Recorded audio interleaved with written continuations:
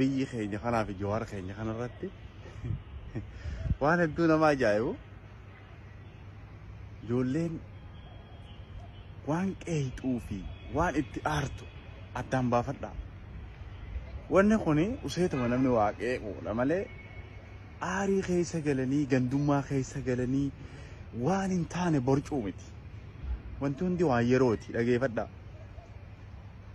Jawaarilleen hidhamuun yeroof ture dabree jira. Warri gaafa san aaree gubataa ture abiyyi abaaraa ture wanni sunis waan yerooti dabre. Haraan tana namni aangoof irratti isaan walitti waa daddarbatan kunillee yeroofi wanni hundinuu waan yerooti ni dabra. Dubbiin ati arra walitti dhudhuubbattu tun hin dabartu. If duraa waa hedduu walitti hin dhudhuubin.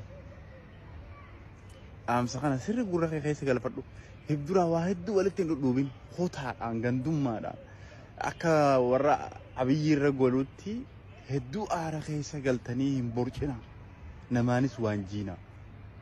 Akkuma si fakkaate wayitti waaqeeqi malee gubattee miira keessa galtee waa walitti laaqe.